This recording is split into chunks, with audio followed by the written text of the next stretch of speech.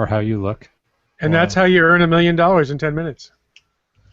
Thanks for sharing that. I'm going to take that to heart and really going to use that. Now, if any of our listeners caught into that, please go ahead. Tell us how it works out for you. After you buy your second Ferrari, that's when you know you've made it. Yeah. Well, I mean, really, how many Ferraris do you need? 3? I have 3, Yeah. but they're all Matchbox cars. Nice.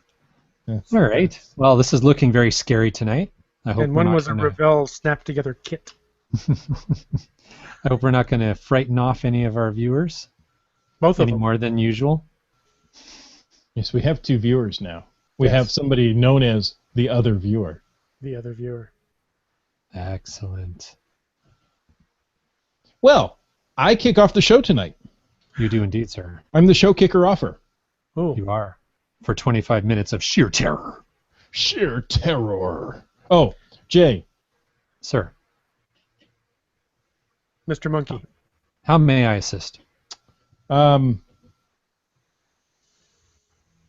the show notes. I have to ask you this. Oh, okay.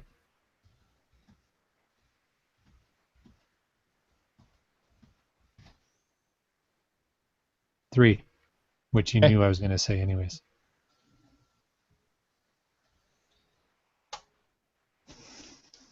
One, 2, 3. Is that our amazing randomization? Yeah. I'm a random number generator. Yes, you are. The random number is always 3. I was going to say, sadly, you're pretty predictable.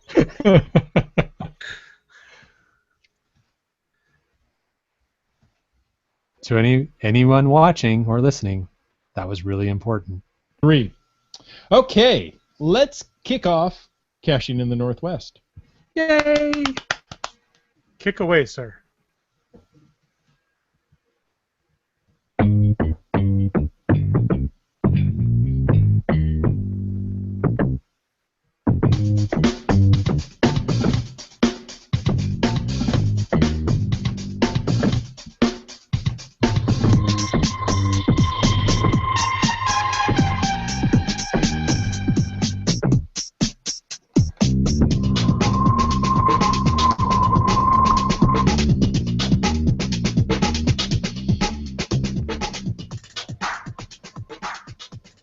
Welcome to Caching in the Northwest, the only podcast dedicated to geocaching in the Great Pacific Northwest. We'll talk about caches and cachers unique to this little corner of the country.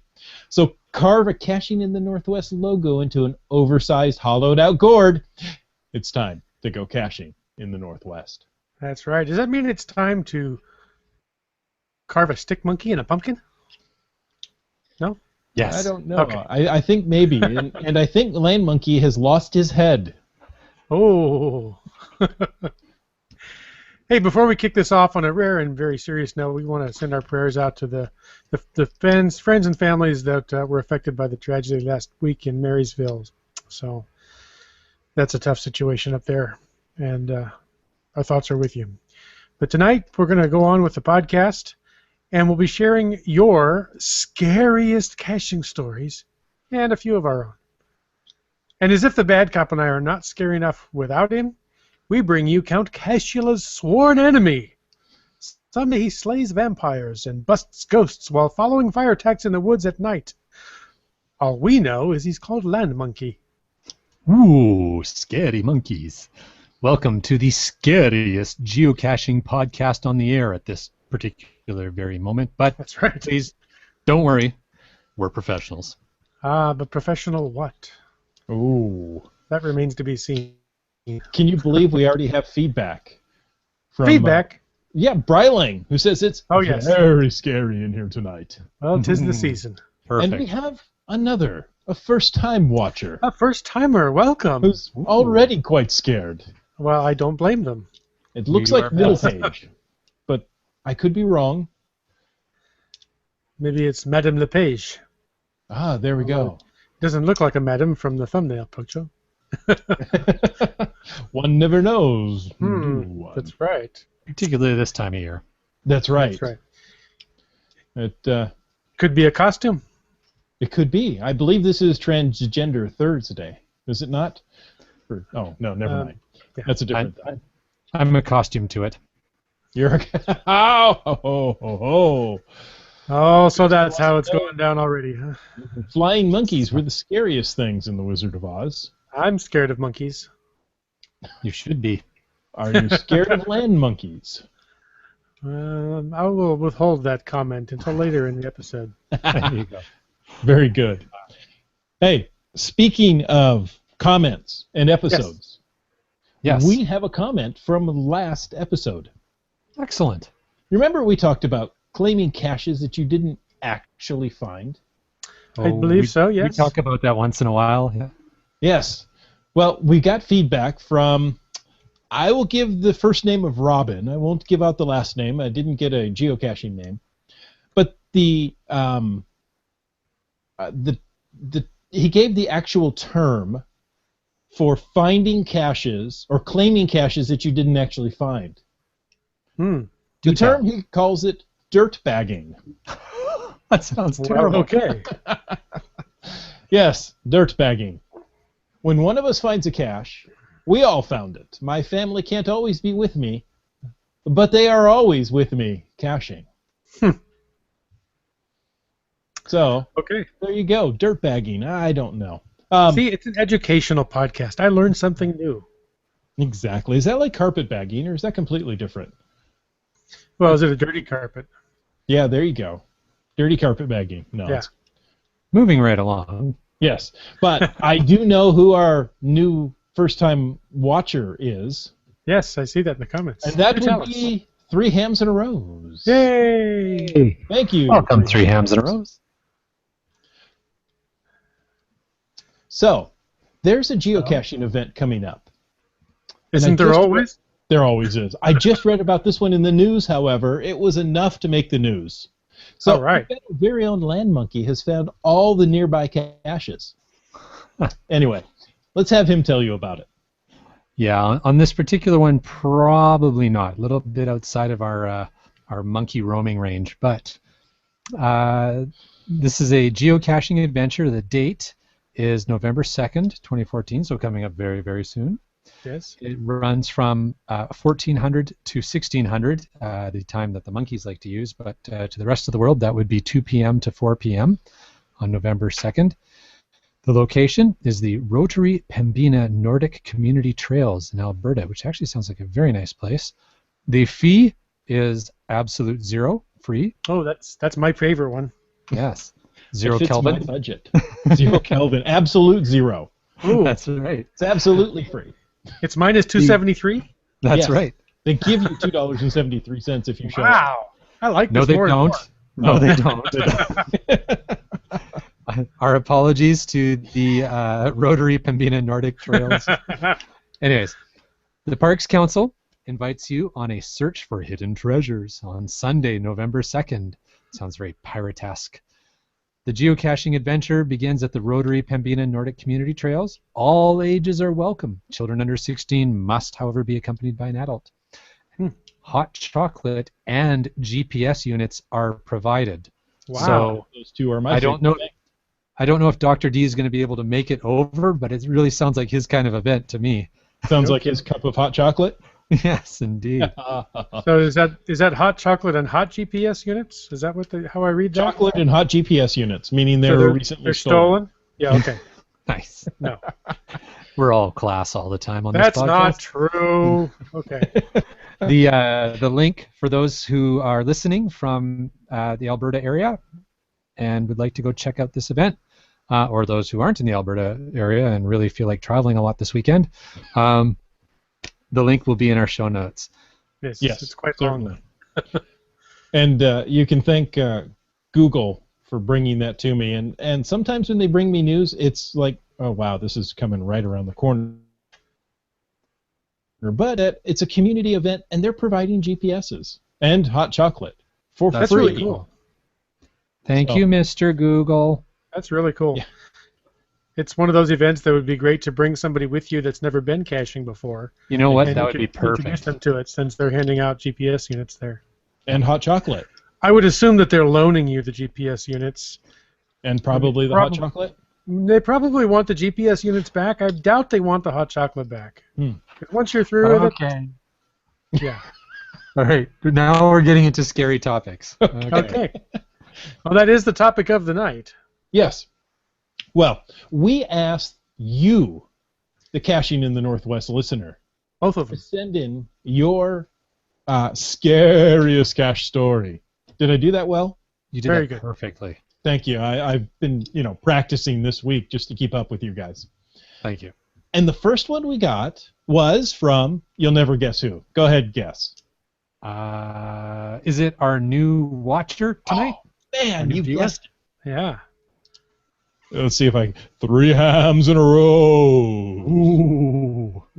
Sent us this. He says, Dear Caching in the Northwest folks. Hey, That's us. we're folks. That's us. That's We're us. folks.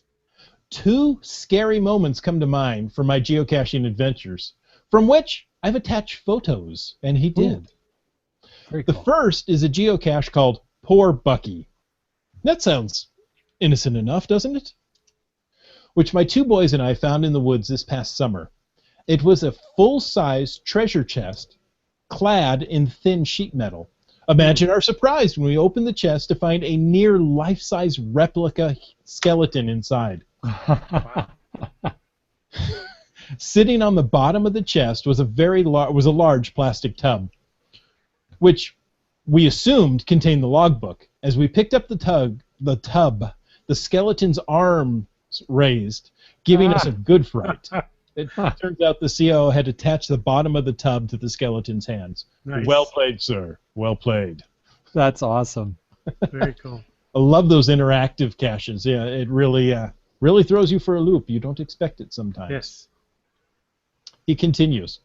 The other scary moment was thanks to a lock and lock shoved inside a 2-foot-tall replica bat that was hanging head height from a tree branch in the woods. In hindsight, I now realize the cache description and hint are designed to mislead the cache hunter into thinking the cache will be on the ground, and likely found as one steps over a downed tree. By following this advice, you're guaranteed to smack your head on the bat while your attention is downwards. Oh, I was fortunate enough to spot the bat from about 4 feet away, which means all I did was swear out loud at the top of my lungs in the middle of the woods, as opposed to other cachers who have practically wet their pants. About 80% of the logs for this cache mention a similar experience. That's funny. Well, And if a geocacher swears out loud in the woods, does anybody hear him? Mm-hmm. Yes. Or should in this scary show, should we call them a shock and lock? Oh. Mm. That's free, folks. You Wow. get what you pay for. And I didn't get you anything. That's actually okay. You don't have to get me anything. Please don't. I'm afraid of you. And, well, you should be. All right, so we've got some more feedback. This feedback is another scary geocaching story, and this time from Wet Coaster, another one of our regular listeners and viewers. So Wet Coaster writes in, one of the goals I set for myself while working in Edmonton, Alberta, was to get my Saskatchewan souvenir. Lloydminster, Saskatchewan is almost due east of Edmonton, only a mere 250 kilometers, which is about 155 miles for our U.S. Listeners. Thank you. Only under a 3-hour drive if there were no stops, but because we are geocachers, maybe close to 5 hours each way. Because there are always stops. That's right. Wet Coaster continues, there were 3 of us on the trip, Kiwi Birdman, Tup Tim, and myself, with me as the driver. In order to keep with the cacher's code of not going any distance without stopping for caches along the way, we planned on picking up a small power trail of 21 caches on a side road south of the highway leading east. We picked up the first couple with no problem. Then I noticed a pickup truck behind us. We moved on to the next cache, and this guy slowly followed us. We figured he was another geocacher. Then he told my friends that this was his property. It was a country road, not personal property.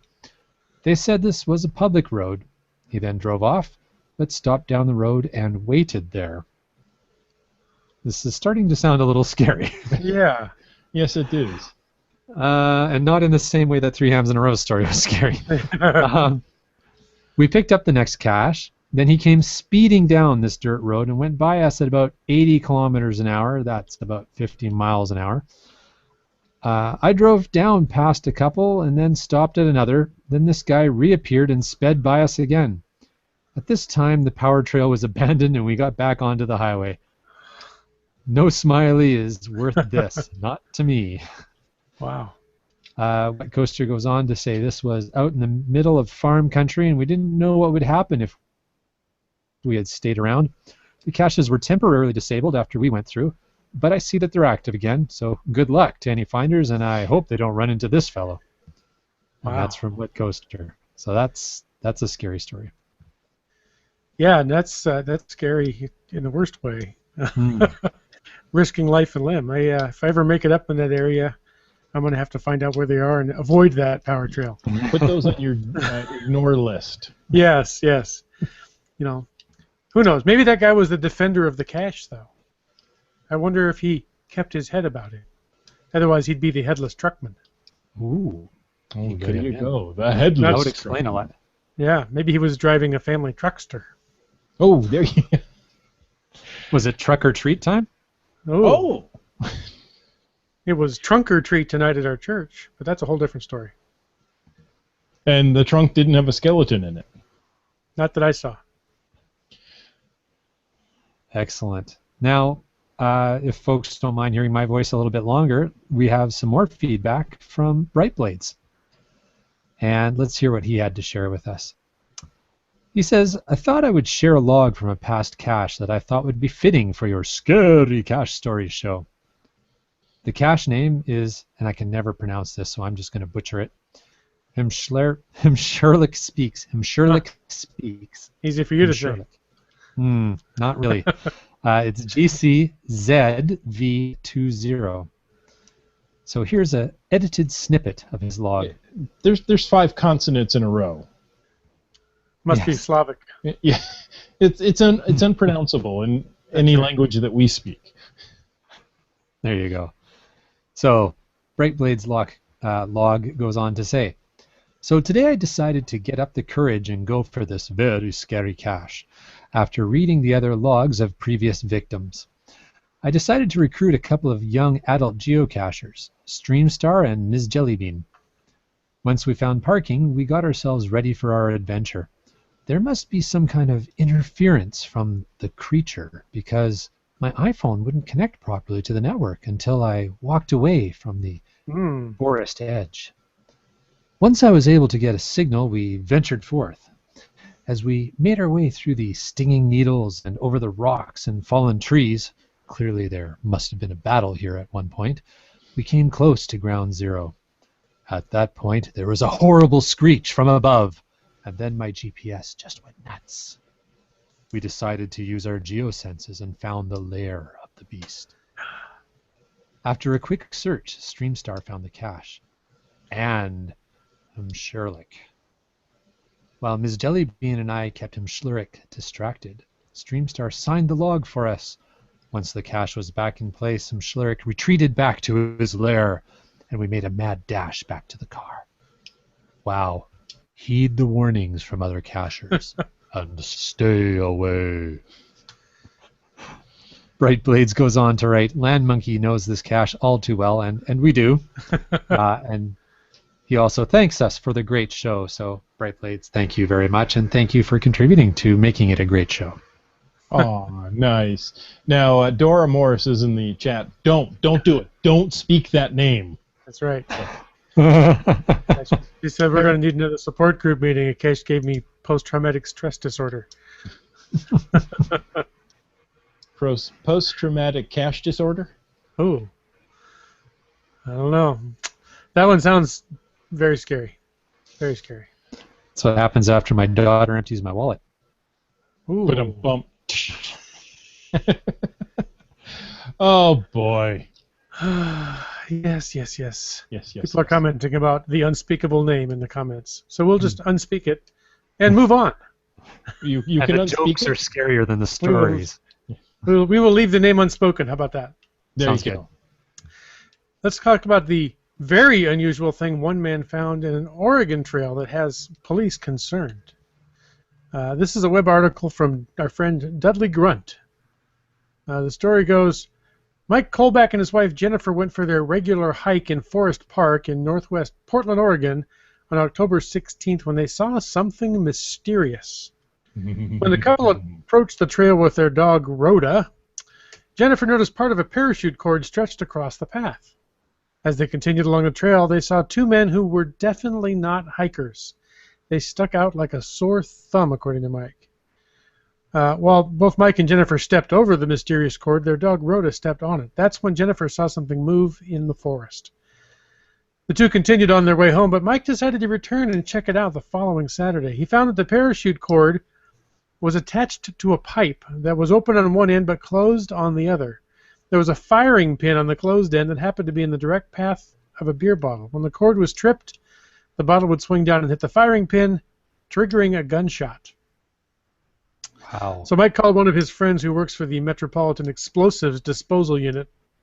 The bomb squad concluded the contraption was a loaded, improvised firearm attached to a tripwire that failed to go off when the dog stepped on it because of a malfunction with the gun. And aren't we grateful for that malfunction? Wow. Portland Police spokesman Sergeant Pete Simpson says it's very unusual to find something like this. These kinds of devices are more likely to be found in a rural area where someone is trying to protect something, he said. Not in Washington anymore, because now that's legal. While no other devices have been found in the area, Mike won't be visiting Forest Park anytime soon. I don't want to trip the next one, he said. And there's a very long link in the show notes if anybody wants to go read the actual story. So yeah, that's scary in a That's wrong way. real terror right there. I mean, you're looking at an improvised shotgun. No. Yeah. Ugh. Not cool. Not cool at all. Now No. we Wet Coaster says it's the previous cache is on his list of caches to find, but he's still recovering from the trip from Lloydminster. Yeah, I bet. No kidding. That's way scarier than the name that should not be mentioned, Cash. Or the name that cannot be pronounced, Cash. There you go. I mean, there's creepy situations that are man-made, and then other ones that your brain just says, "Get out of here. This isn't right." Yeah. Yeah. It's all fun and games to put skeletons in boxes and Exactly. fake bats. Oh, and that's a stuff. fright. How we can laugh about it. But things designed to actually cause bodily harm is just not cool. No. My grammar was all wrong in that sentence, but the sentiment was true. I completely understood everything you said. Good. So communication was made. Okay. Okay, more in the chat room from Brylang. He says, I was searching for a cache late one evening. Doesn't that sound like a song? I was working on a cache late one evening. Near the end of my streak. I had walked down the trail in the darkness this evening with my headlamp showing the way. When I reached GZ, there was I was suddenly startled when I heard coyotes all around me. I froze and listened, and after a minute turned into the regular barking of a smallish dog. I heard its owner tell him to stop barking, and then a car started and the sounds disappeared. My heart started beating again after a few moments. Wow. Good story, Brylang. Yeah. I've been on caches where there have been people in the area, and you look at it and you go, no, I don't like the feel I'm getting from this area or from these people. And Yeah. I completely agree with Wet Coaster. No cache is worth that. Yeah. No. Just simply walk away. Yeah. Common Here in the sense. urban areas, I hate it when I stumble across what looks like somebody living in a small patch of woods in a city park or something, and I think that would be more scary than things out in the woods and animals sometimes, because Yeah. people can just do dumb things. Yeah, exactly. And if you come across somebody camping, in the woods in an urban area, there's questions there. Yeah. And it's just not worth it. No. Geocachers find the great spot to hide things, and it's probably a good spot to camp out if you don't want to be found. Yeah. Yeah, exactly. It's always unfortunate when that happens. There's been a small handful of caches where we've had that situation where it's a nice wooded area, either semi-rural or urban park setting, and you come across where clearly someone's living there. Either they're there or they're not there, and it's like, wow, man, I really want this smiley, but not at this cost, as Wet Coaster says. Yeah. Yeah, exactly. I do remember I was living very near a city park, and I'd wander through the trails. This was before I geocached, so I'll let you know. And I came across this. Well, it almost looked like a hobbit hole. Somebody had gone in there and dug out a little cave, and then with wood, built a roof and put the dirt that had been dug out on top of it. Wow. And it had to be, probably 10 by 10. I mean, it was a decent size. Huh. It was really strange to find that. It's one of those things I didn't want to be around. Crazy. Yeah, Wet Coaster agrees with us on. He says when he finds one of those impromptu settlements, it's the time to cache somewhere else. Exactly. Indeed. So hey, if we have a few moments, I'd like to share one of the scariest caches that we've found. Please do. All right. So we were out, Mrs. Land Monkey and myself were out geocaching with Catapult, Jeff, and Iron Maiden. And the cache that sticks out in my mind the most, the one I'm talking about, it's called Head for the Hills 15. It was placed as part of a series for a Halloween event, I believe, last year. And the GC code, for those who are interested, is GC4QCNM. When we found the cache and we set the container down, it's a ammo can, and we set it down to open it, and we thought, I swore I could hear wind chimes in the distance. And I thought, oh, that's odd. So I stopped. I got everybody else to stop. I said, can you guys hear that? Everyone was quiet. And the agreement was, yeah, there's like a distant sound of wind chimes. And it was really odd because you're up Forest Service roads on a small mountain in northern Washington State. And we all looked at each other. And we listened a bit longer. We could still hear them. And finally decided, okay, well, it is what it is. Let's just open the geocache. And that's when I got the big surprise. So I'm going to leave it with a cliffhanger. Okay. I'm not going to spoil this cache because when you open the box, let's just say it's creepy. Oh, come on. You have to spoil. You can't leave us like that. You got to spoil the cache. Don't you wish there were times where you could, it doesn't matter. I'm just going to tell you anyway. It takes the fun away of, going out and actually finding that cache. It does, and I don't want to take the fun away because this cache does have 39 favorites, and I would say NorthWest cachers, go check out this whole series. It's a really neat drive up the Forest Service roads, and we did it in the wintertime in Catapult Jeff and Iron Maiden's Jeep, their 4x4, but if you get up there before the snow falls. Say that again. You broke up a little bit. Pretty passable. Well, I was saying, if you get up there before the snow falls, the roads are quite passable. Ah, very good. Well, 3 hams and a rose adds a little more to our, shall we say, impromptu camping. I really, and he capitalized, really needed a certain cache to fill a hole on my DT grid. It was about 40 feet from a full-on homeless encampment down by the river in a wooded area. I army crawled, that means elbows and knees, on his belly, to the cache, and my heart stopped when the ammo lid gave off the loudest screech. Oh, no. Could sneak in there until that little ammo can goes, oh. Busted. Yeah, just when you're trying to be stealthy, that's when they're noisy. The question is, did he make it out? Well, he's here to chat with us and watch our podcast tonight, so we're going to say he did. Oh, okay. Yeah, he says, fortunately, no one was home. There you go. There we go. Cool deal. Yeah, it's those kind of encounters that are scary, or the medical type things. My scariest one that I remember was, we've talked about the cache called The Bloated Festering Head of My First Victim before. Oh, yes. It's a great title and a great cache. If you're in the area, you got to go find it. But the scariest part for me was trudging through the woods on the way to that cache when the bad cop slipped and fell over a log and gave himself a nasty injury, and I was afraid I was going to have to call and have him rescued by medical personnel in the middle of a swampy marsh in the middle of nowhere. So thankfully it worked out for the best, and we came out on foot. Go search for his log. He'll show you. I think there's a picture of his injury on the log entry, actually. I went over a large fallen log, and it looked very smooth. Many people have done this before. But when I went over, there was one ragged branch sticking up, and sure enough, I caught it on my belly. He grabbed a hold of the branch and started over, and the branch broke and gave way with all his weight on it. Okay. Yeah, because I was behind you, and all I know is your head went down and your feet came up. I don't remember. I completely blacked out. Yeah, and the sharp, pokey part hit you right in the tummy.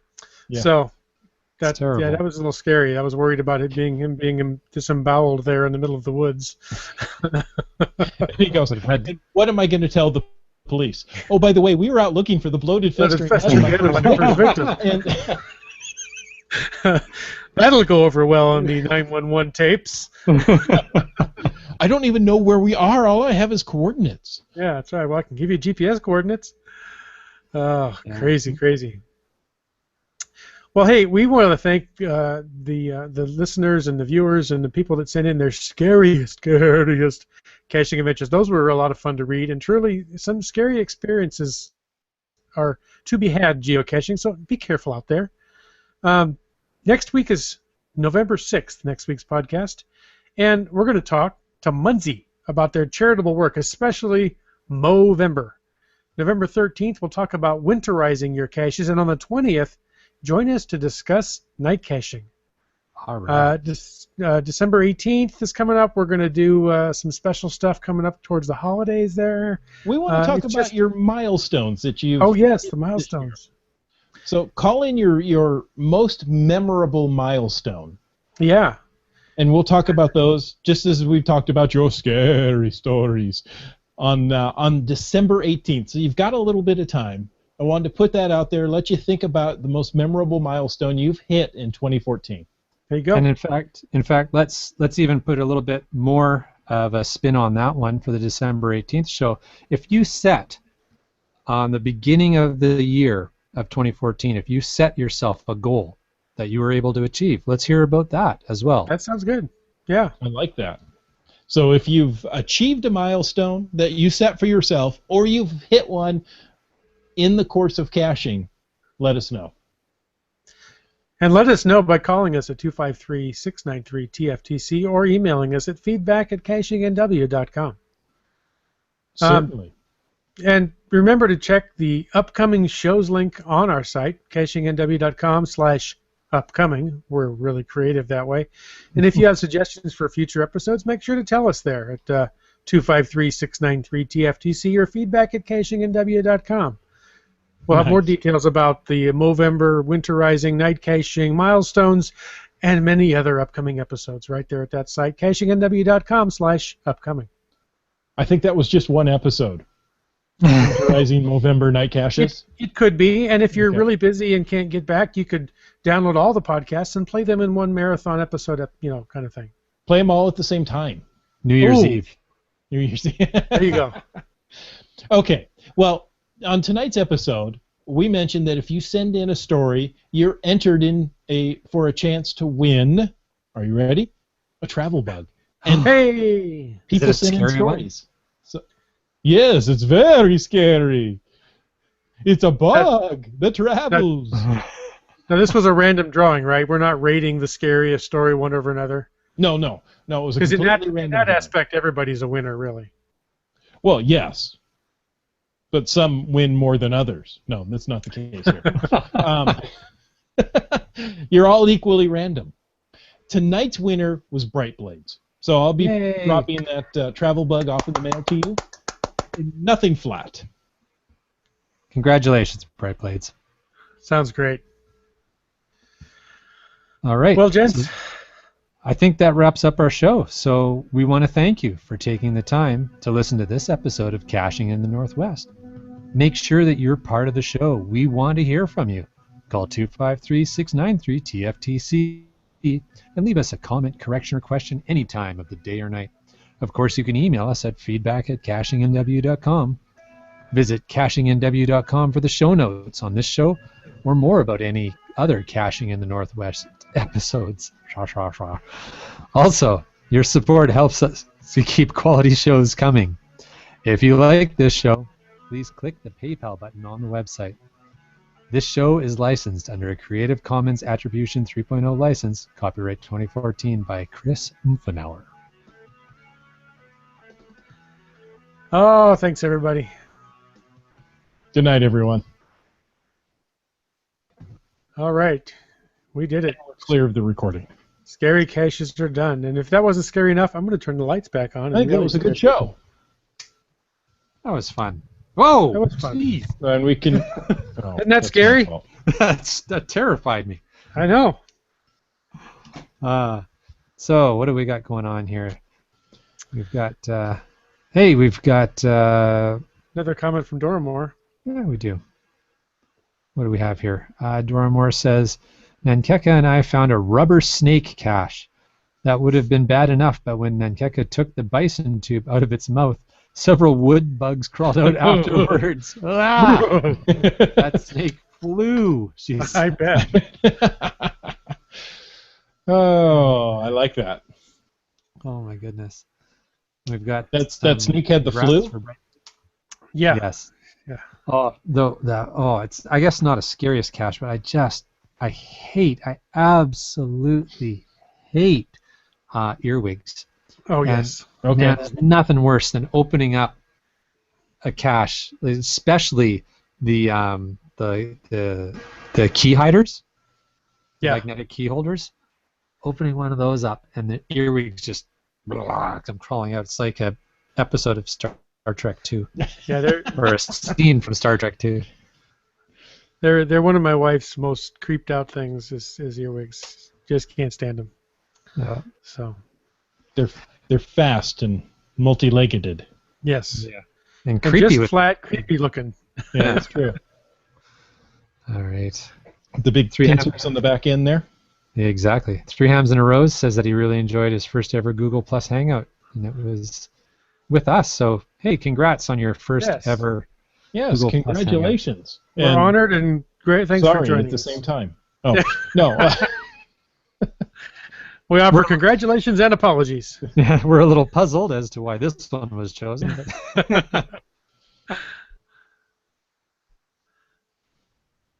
My coaster says, "How about reaching for a cache and finding that's awesome. 3 slugs Thanks for coming.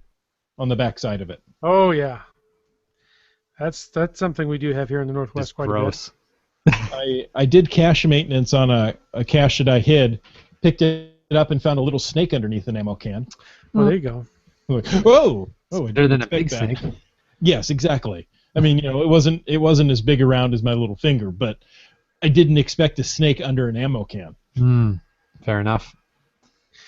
Yes, finding slugs, finding earwigs, all those things are things that just cause you to instantly learn how to breakdance. Yep. I thought it taught you karate. No, that's walking into a spider web. That's walking spiderweb, yeah. Instant karate teacher. Ugh, Mr. Miyagi would be proud. absolutely. Wax on, wax off. That's right. Web on, web off. Ooh, there you go. This is odd from Dora Moore. I nudged a large piece of styrofoam with my foot to see if the cache was under it, and a rat came scurrying out. Ugh. I didn't even scream. It was more like a strangled yelp. We've had that once before. We were, gosh, where were we? Somewhere in White Rock, and the cache was, the GPS coordinates took you right to a tip. Do you know what I mean when I say a tip? Like the large rubbish bins that are outside, the metal ones? No, I didn't know what a tip was, except, Oh, come on. Jeremy Clarkson went to the tip on Top Gear. You should know that. Oh. Sorry. There you go. That's where I Sorry. get my British education from. Yes, I have to apologize that I have worked with quite a number of expats, and I've just picked up a lot of the expressions. Yeah, so we were behind the tip, and there was a actual piece of a car door laying on the ground, and much like Dora Moore said, use the foot and kind of lift it up a bit, see if the cache is underneath there, and a rat comes scurrying out. It's disenfranchising for the whole geocaching experience. Absolutely. Wow. We should have used that during a regular episode. Disenfranchising. We can do that yet. We can say that caching by the tip can be disenfranchising. Oh, that's our next episode title. There you go. Disenfranchised by the tip. Hmm. No. Brylang says spiderwebs are the best form of getting exercise while geocaching. Absolutely. And this is the time of year for spiderwebs. And I would suggest that perhaps spiderwebs are the second best form of getting exercise. I think the best form is coming across a bear. Ooh, True. give you that one. For pure cardio, yeah. Pure cardio, and you have not moved yet. Exactly. Just remember, you do not have to outrun the bear. You only have to outrun the other geocachers. That's right. Yes, and if you're with your wife, you It let was her nice go knowing first. her. No, I can't say that out loud. She might hear me. Oh dear. Well, this was a fun episode. It was. It was. It was a lot of fun studying the theme in the studio here at Land Monkey HQ. Well, and I mean, you surprised me because I hadn't even thought about doing lights, and I said, well, Jay did a really nice job. Yeah. I don't know how you have flames above your door there. Oh, Should you be worried? Not terribly. Oh, okay. I've got good insurance. I'm fine. It's I don't know if you've seen these before. It's a neat little special effects that it looks excellent from a distance and cheesy close up. With the fan and the little soaked flames? Exactly. Yes. Yeah, those are awesome. Yeah. I love it. I bought that 3 or 4 years ago. When the kids were younger, I used to like to set up a bit of a theme out in the driveway every year, and that year the theme was toilets of the Caribbean. We had an old toilet. We had done some renos in the house, and I decided I'm going to have some fun with this. So we had the toilet set up in the driveway with a whole scenario around it, and I had dry ice in the toilet and a couple of pairs of blinking rat eyes that were poking out from different areas, and the steam coming out from the toilet, and it was quite Very nice. funny. So that's what land monkeys do. That's what land monkeys do. That's the way land monkeys roll. That's right. That's right. Well, Wet Coaster says when you come across a bear, you only have to be the second slowest. Absolutely. Good advice. So, 3 Hams and a Rose says there's a full-size locker hidden in a park, clad in bark as camo. I opened it a few months ago, and an angry mouse came out. It had a nice nest on the top shelf in the 6-foot locker. Oh my goodness! I know exactly what cache he's talking about. And so does Brylang. Yeah. Yes, I see. Brylang has a little smiley face there. I know where that is. The most That's scary cute. thing about this show is the sticker of Land Monkey that's right behind Wit's End's head on the wall. Actually, that's not Land Monkey. That's the Think Geek Timmy monkey.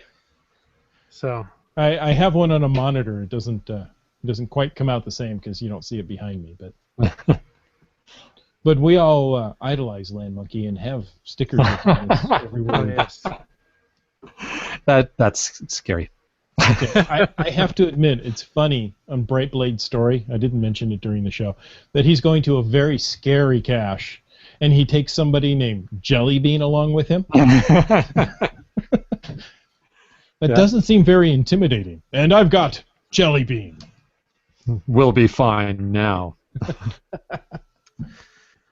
Well, I guess now I know that my video feed's working well if people can actually identify the stickers on the wall behind me. Yeah, Yes. there you go. Ooh. Don't Nice. point that in your eye. I was trying not to. I was actually trying to go for like the chin or something, and then I realized that laser's awfully close to my eye, You're going to put your eye out. or at least my cornea. Yeah. I think you only have one of those per eye, right? You don't want to. You don't want to So lose far, yeah. Well, it's Halloween. You can get candy cornea. That. that Dun, dun, was good. I like that one. that was the joke of the show. You know what? We're going to end on a high note and close right there. No. Yeah. Okay. I don't know if anybody. There we go. That's my scary. Yeah. No monkey cornea skull. replacements there. Yeah. Well, that's where I got mine from. Oh, okay. That was my transplant host. I've kept them around. Just cuz. Which cuz is that? Second cuz, twice removed. Are we just talking the eyes or twice removed? Yeah. But One left, one right. Yeah. we're on a roll tonight, folks. Yeah, and this isn't a normal show. We're wasting it. Always leave them wanting more. That's right. That's why the shows are short. All right. Well, gentlemen, Yes, sir. it's been a podcast. It has been a Certainly podcast. has. Certainly Another has. Thursday evening has been Has come wasted. and I mean, gone. Yeah. always a pleasure wasting my Thursday evening with you folks. You guys see what Freiling just posted? That's awesome. It hasn't come up yet from you. Oh, there That's it right. goes. Nice little At hamlet last, there. Podioric. I'm I sorry, knew I can't make the reference. Who's Yorick? I knew him, Horatio. Gotcha. Yeah. Wits End feed is high def. Bad Cops is 480p, and Land Monkeys is like 8mm real. Well, that's because I've got zero lighting on tonight for the full effect. But, there you go. Yeah, it's amazing. I'd have to get up to turn my lights on. I had to turn them off.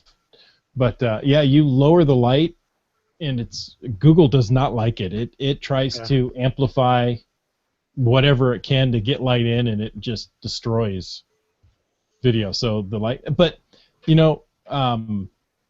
Wits End has the best video week after week. He does. What does he use to get such good video? I think he and I have the same camera. I have a little Logitech 720p webcam. A little USB webcam, nothing fancy. But he's running it on Linux. That's true.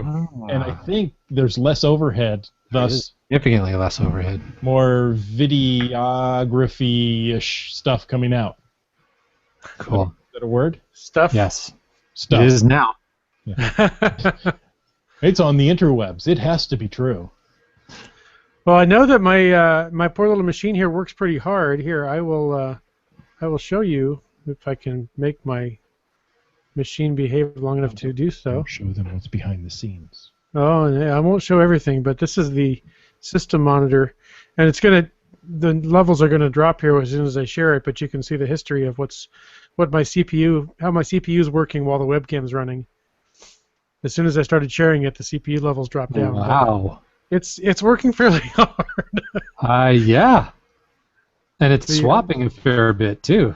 Yeah, the fans kick on pretty hard when I'm on the webs with you guys. So Well, good unidirectional mic. it works well. So Look at the network history drop there. yeah, When you're not sharing, live streaming. live video. streaming. Yeah. Funny, it's going right back up now. I can move one pixel in a graph really easily. Yeah. So Brilliant. it's kind of fun. Brylang says it's all about the connection speed. Yeah. And I think Wits End does have the best connection speed of us. I'm sure it's better than mine. Wet Coaster says, are you going to hand out smileys for Halloween if a cashier comes to your door tomorrow? They gotta earn them. Can we do that?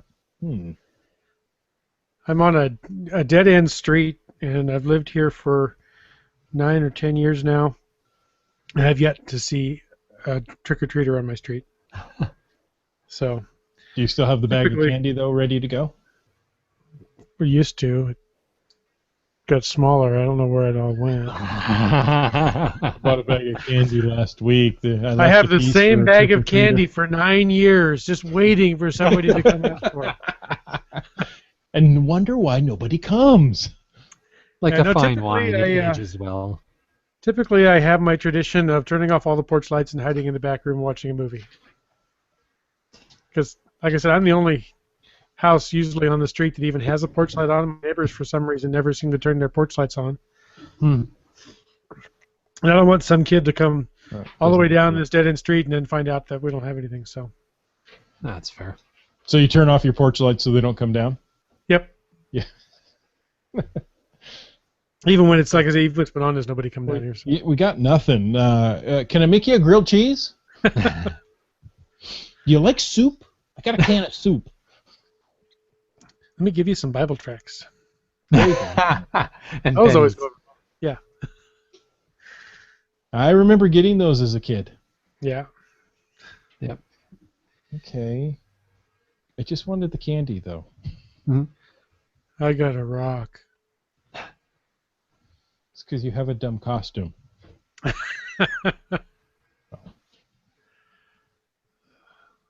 Okay, are you guys going to wait up for the Great Pumpkin?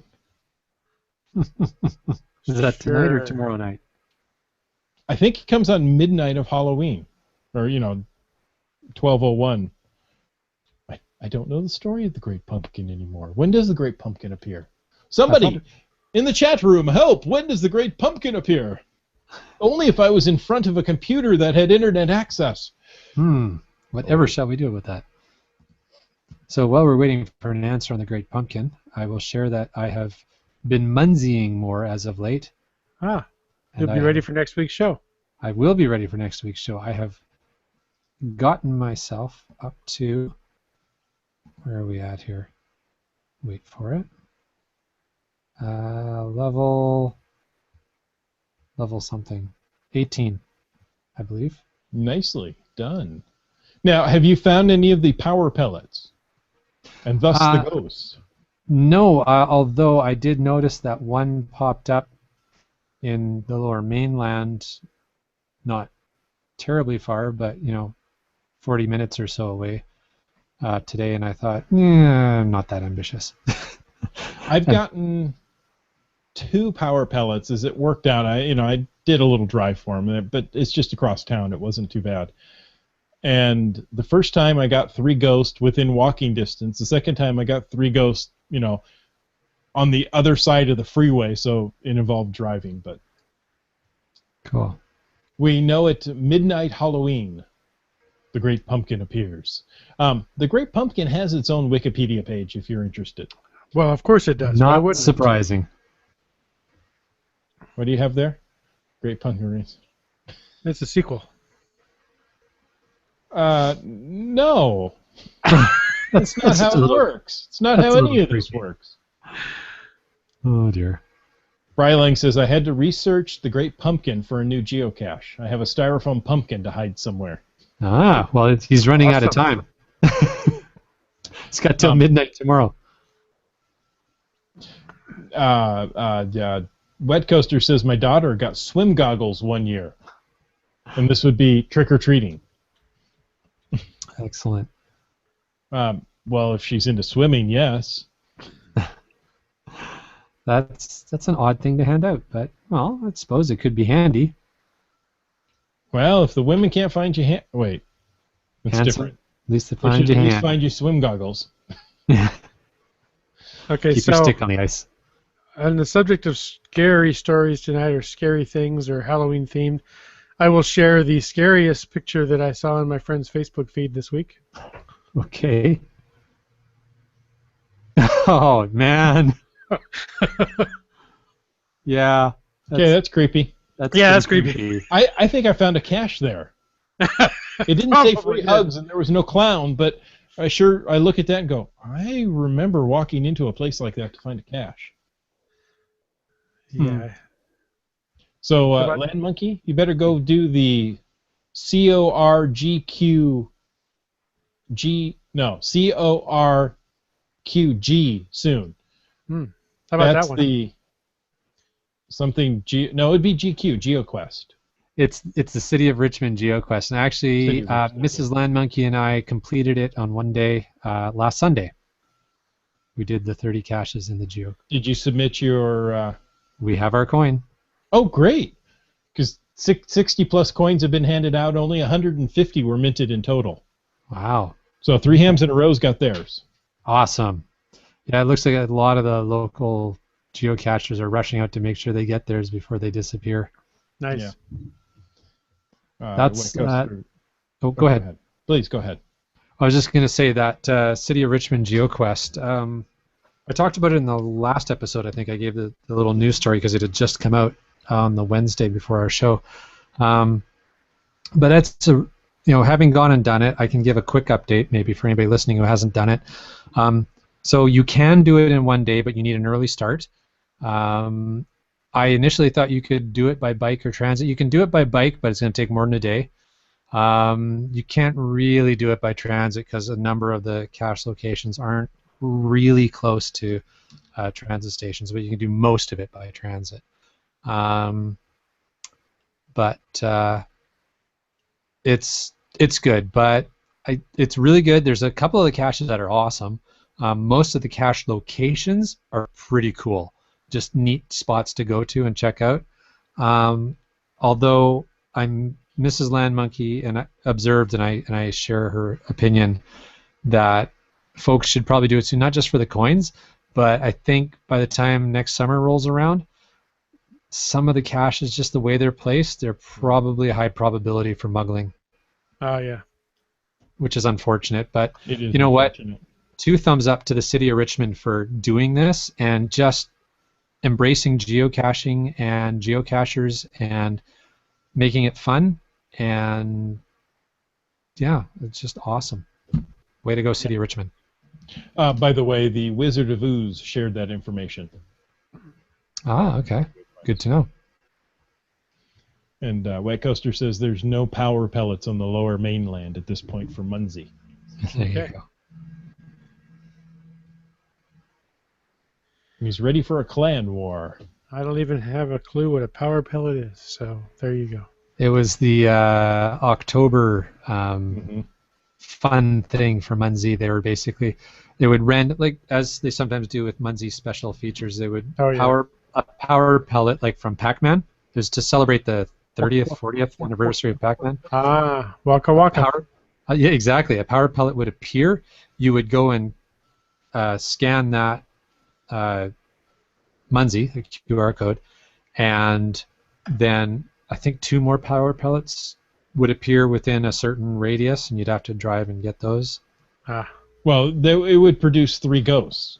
Is that what it did? Yeah, okay. You had to go capture the ghost. Okay, that makes sense. So the power pellets gave you 50 points. And then the ghost, I got somewhere between 14 and 17 points apiece. So right around 15 points per ghost. Cool. That's so all you right. got 95 points. Did I do that math right? Yeah. That was in my head. You get about 95 points for capturing a power pellet and 3 ghosts, which, I'm in your head. Wait, is that for Scary? Is that bad, man? I have to go change my pants now.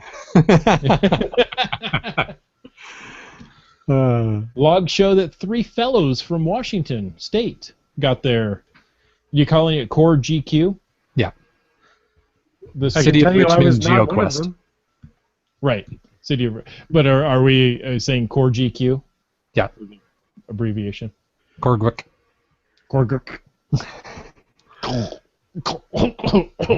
Call Oh, no, that's different. 3 ghosts appear within a mile. How about that? There you go. Wet Coaster says. Because Wet Coaster is in front of an internet-enabled computer, I believe. Maybe he just knows that. How do you know he didn't have to Google that. He could be that smart. Oh, I'm sure he is. It's the precious.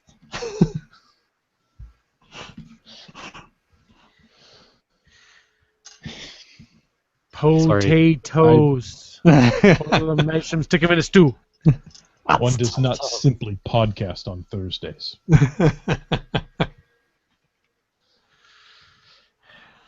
But the potatoes line is good. Yes. You suppose he knows about second breakfasts? He certainly knows about elevensies.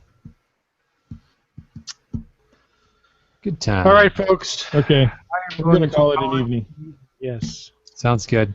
All right. Well, thanks to everybody who watched tonight. It was a lot of fun interacting with all of you, and Yes, it was. Thoroughly enjoyable as always. absolutely. And congrats But to slightly both more plates. frightening than tonight, than the other nights. Yes. Bingo. Good night, all.